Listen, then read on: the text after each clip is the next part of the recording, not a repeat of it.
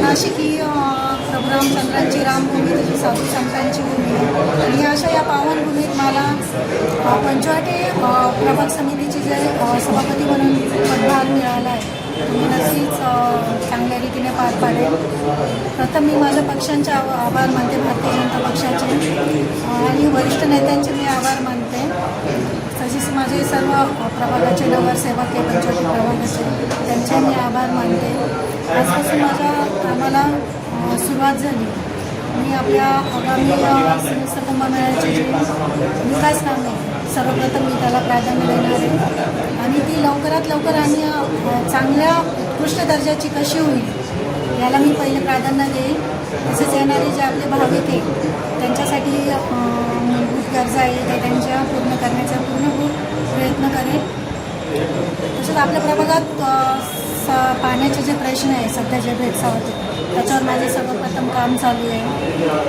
आपल्या सर्व अधिकाऱ्यांची मीटिंग घेऊन सर्व विभागाचे जे अधिकारी त्यांची सर्वांची मीटिंग घेऊन या कामाला लवकरात लवकर कसं पूर्ण करता येईल हे माझं पहिलं प्राधान्य राहील.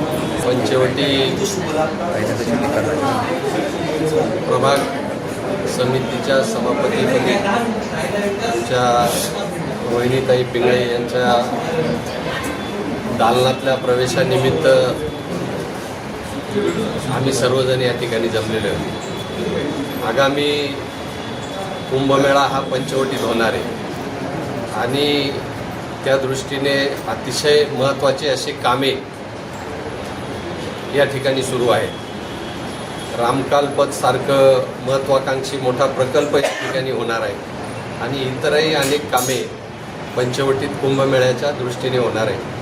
त्या दृष्टीने पंचवटी प्रभाग समिती सभापती रोहिणीताई पिंगळे तसेच सर्व नगरसेवकांची जबाबदारी वाढलेली आहे. त्या माध्यमातून आम्ही सर्व नागरिकांना अशी ग्वाही देतो की आगामी काळात जी कामे होणार आहेत ती सुलभ दर्जाची, चांगली आणि वेळेत पूर्ण करू आणि जनतेला या पदाची जास्तीत जास्त सेवा कशी देता येईल ती सेवा देण्याचा प्रयत्न आमच्या सभापती रोहिणीताई पिंगळे करतील.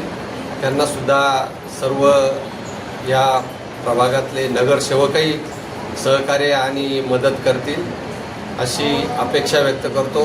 पुन्हा एकदा सभापतींना पुढील कार्याला शुभेच्छा देतो. धन्यवाद.